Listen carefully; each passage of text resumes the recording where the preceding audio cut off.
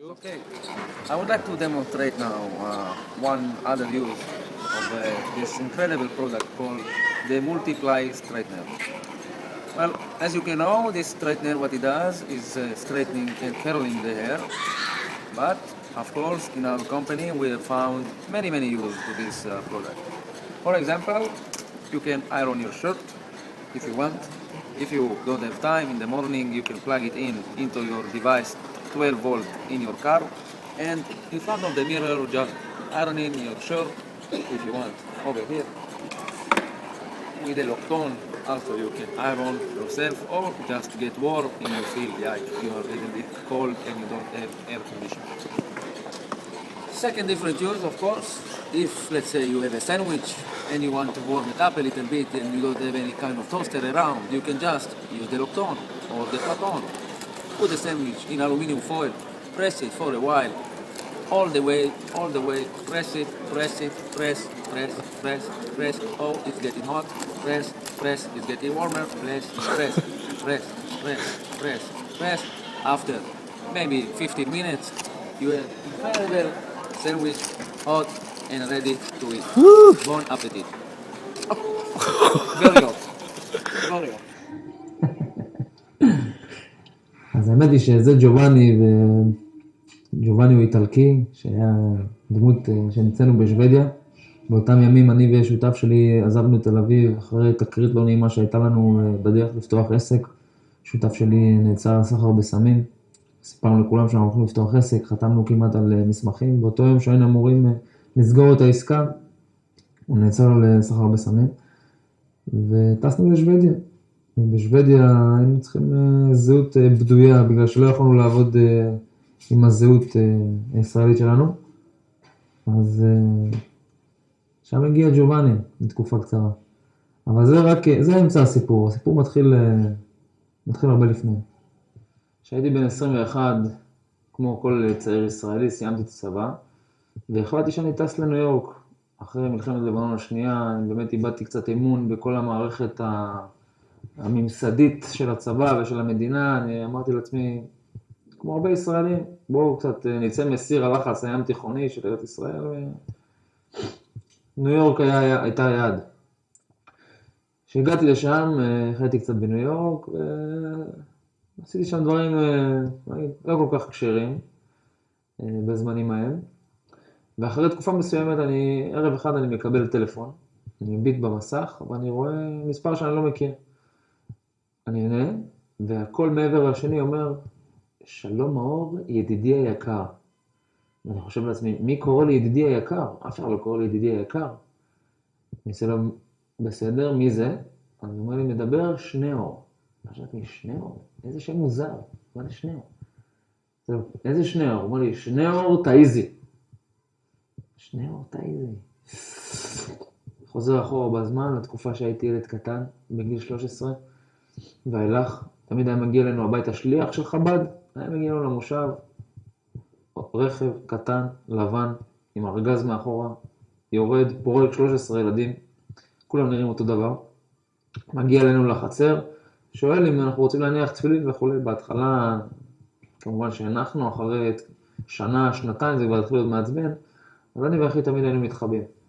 אבל אני לא אשכח את המסירות נפש שהייתה להם על זה. כל שישי הם היו באים, בעיניי זה היה נראה מוזר, אין להם מה לעשות ביום שישי. בכל מקרה, אז הוא אומר לי, אני אומר לו, כן, שניאור, איך אפשר לעזור לך? הוא אומר לי, אני נמצא פה בניו יורק, שמעתי שאתה בניו יורק. אמרתי לו, איך שמעת? הוא אומר לי, אמא שלך. אני אומר לו, אמא שלי. כן, אמא שלי. אוקיי, בסדר, חב"דניקים האלה בכל מקום הם רודפים אחריך, להרצי העולם. אז הוא אומר לי, אמא שלך הביאה לי את המספר. אז אמרתי, אוקיי, בסדר, נסגור את החשבון אחר כך, איך אפשר לעזור? הוא אומר לי, אני פה בניו יורק, בוא נעשה שבת ביחד. הוא שבת? איזה שבת? על מה אתה מדבר איתי? אני שבת בכלל. הוא אומר לי, אמרתי לו, לא, שניאור, זה לא יסתדר. טוב, ניתקנו את השיחה, אני ממשיך בחיי הלא קשרים בניו יורק, ולפני יום כיפור אני מקבל שוב פעם טלפון. הוא כבר היה לי את המספר, שניאור ידידי היקר, אני עונה, שלום שניאור ידידי היקר, הוא אומר לי, מאור, מה שלומך ידידי היקר? אני אומר, בסדר ידידי היקר. הוא אומר לי, ידידי היקר, עוד מעט יום כיפור.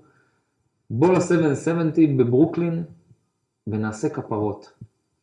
כפרות זה כשלוקחים תרנגול, מסובבים אותו 7 פעמים מעל הראש, בסופו של דבר התרנגול נשחט, אתה אמור להסתכל על תרנגול ולחשוב שזה היית אמור להיות אתה ולהתחרט ולעשות תשובה על המעשים שעשית, על הדברים הלא כשרים שעשית. אבל אני בזמנים ההם לא ידעתי את זה, אני חשבתי שהתרנגול, ששוחטים אותו, ייקח את החטאים שלי וזה נגמר הסיפור. אמרתי, כפרות, יש על מה לכפר, אני מגיע. הגעתי, יצאתי מהסאבווי, הוא לוקח אותי לשם, ואני יוצא, אני רואה את ה-770 מולי, ראיתי את זה מתמונות, את הרבי מלובביץ', ידעתי מי הוא, לא ידעתי מה זה אומר, אבל ידעתי מי הוא. אני רואה את ה-770, מלא אנשים מתרוצצים שם, הוא מכניס אותי בפנים, הוא אומר לי, בוא תראה, פה הרבי נתן את הדרשות שלו, פה העביר שיעורים, זה החדר של הרבי, בוא תיגע בידית, כל מיני דברים כאלה, אני אומר לו, חביבי, איפה התרנגול, בוא נסיים עם זה. הוא לוקח אותי לחצר בחוץ, אני רואה מלא אנשים, תרנגולים, אנשים חלוקים לבנים, השוחטים, ומלא מלא תרנגולים נשחטים שם על ימין והשמאל, הכושים ברחוב עוברים וצועקים מזדעזעים ששוחטים להם שם תרנגולים על ימין והשמאל. שילמתי $20, שחטתי את התרנגול והלכתי. אחרי שנה בניו יורק, אני הבנתי את הלך הרוחות בעיר הזאת, ובגדול הכל סובב שם סביב כסף. בשלב מסוים אני החלטתי שאני לא מעוניין לחיות את החיים שלי בצורה כזאת, והתגעגעתי לארץ, התגעגעתי לפשטות שיש פה. פה הרגשתי שאדם לא נמדד לפי כמה כסף יש לו בכיס, זה היה פשוט איזה סוג של בן אדם אתה. אתה יכול לעשות חברים פה יותר בקלות, להרגיש יותר בבית. שם זה היה מאוד מלאכותי בעיניי.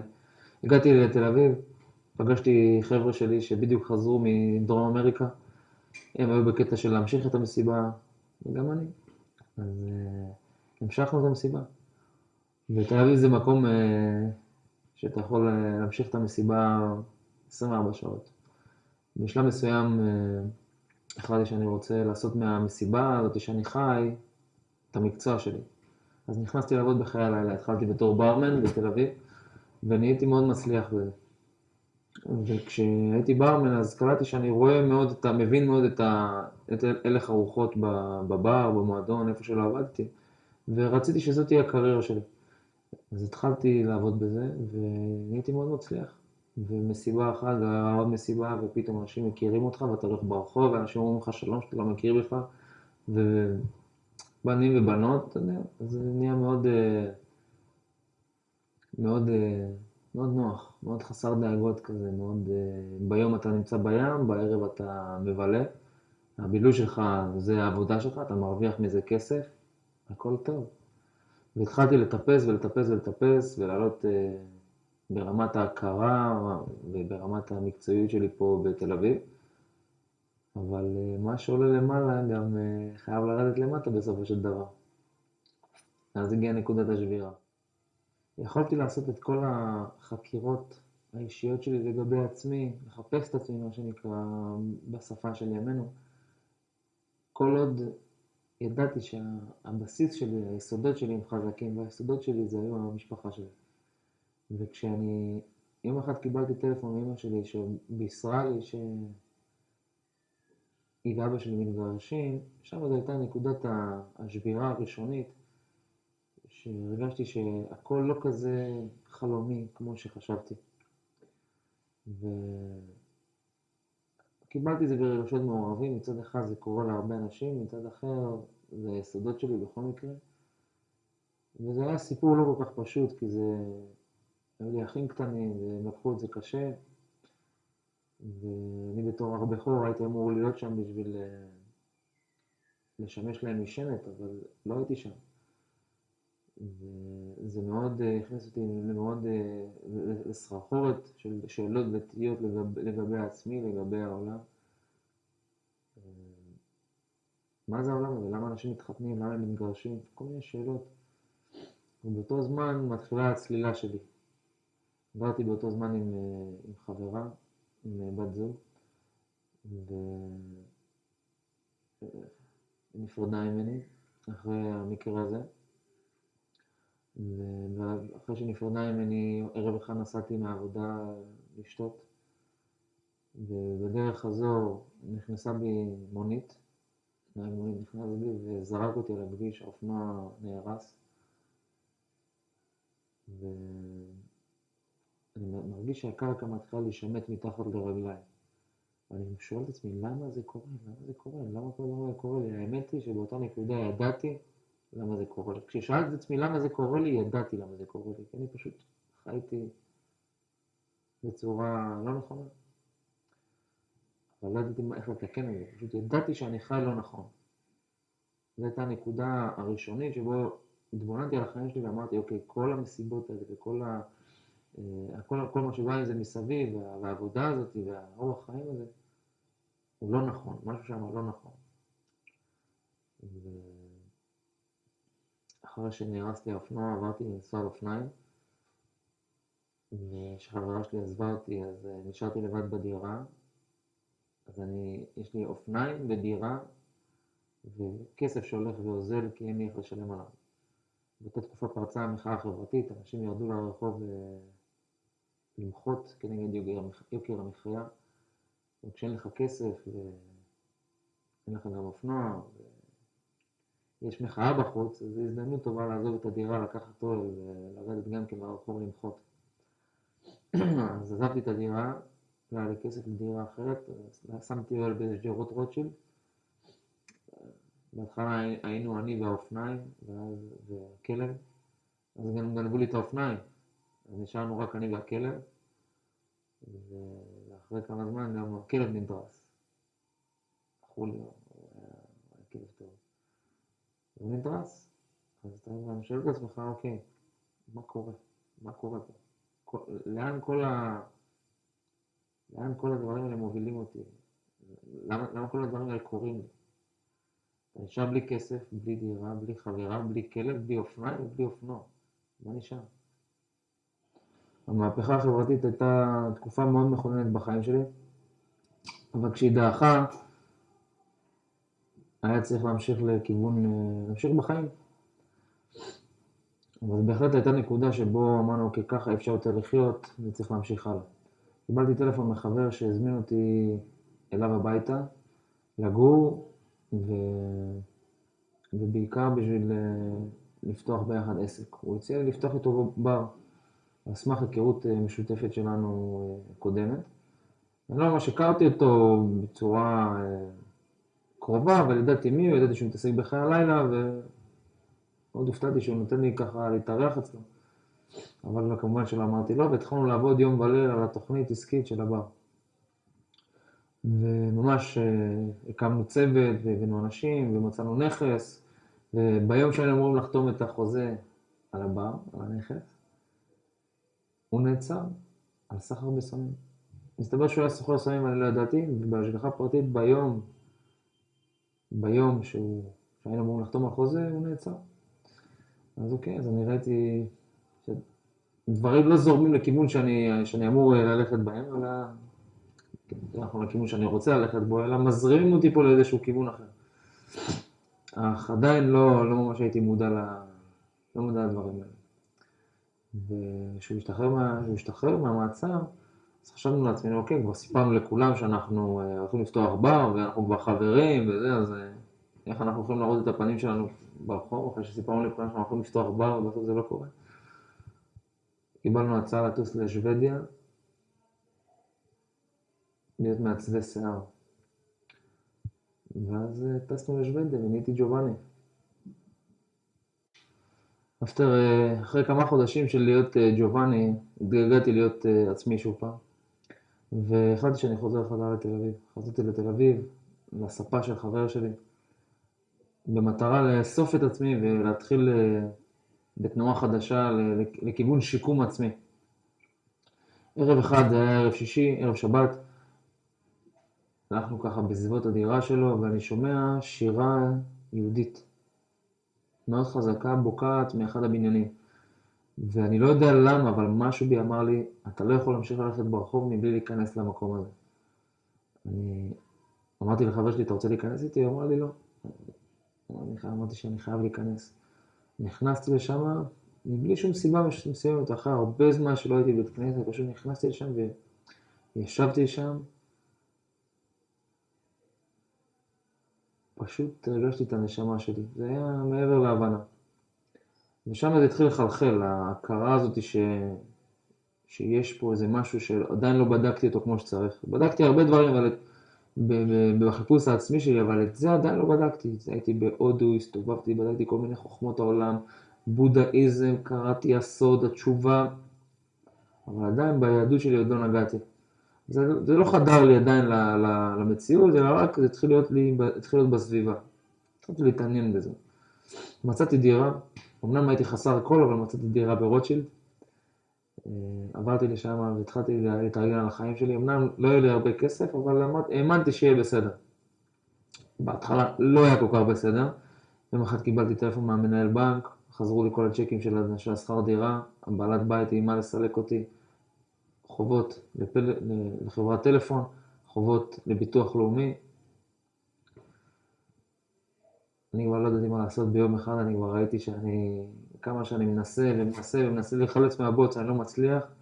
זו ההתבוננות כזאת ונקודת שבירה שאני אמרתי לעצמי, באמת, אף אחד לא יכול לעזור לך. ומתוך המקום הזה, פשוט באותה רגע בדירה שלי ברוטשילד, הרמתי את העיניים לשמיים, ואמרתי, אלוקים, בבקשה ממך, תעזור לי. בבקשה, תעזור לי. ואחרי 5 דקות אני מקבל שיחת טלפון, מהעבר השני, בחורה נחמדה שואלת אותי מאור, אני אומר לה כן, מדברים מהחברת ביטוח, יש לך כאן צ'ק של 4,000 שקל. 4,000 שקל באותה תקופה בשבילי זה היה כמו אוויר לנשימה, זה היה כמו חמסן, זה היה כמו מים לדג. אבל יותר מזה, זה היה בשבילי ההכרה שאני פספסתי משהו. היה לי דיבור עם הבריאה, עם הקוסמוס, עם היקום, ביקשתי דברים, אבל הבורא זה היה משהו שנעלם ממני. אפשר לומר שזה דבר מאוד חיצוני, ש4,000 שקל גרמו לבן אדם להאמין בקדוש ברוך הוא שוב פעם, אבל מספרים על אותו בן אדם שחיפש חנייה בתל אביב ולא מצא, אז הוא אומר, ריבונו של עולם, בבקשה תעזור לי למצוא חנייה, אני מיד מבטיח שאני אשמור שבת, שאני אניח תפילין. מיד הוא רואה אותו יוצא החוצה, מוציא את הראש מהחלון, הוא אומר, זה בסדר, הסתדרתי, תודה רבה. בשביל שזה יחדור לך למציאות, זה דורש נס.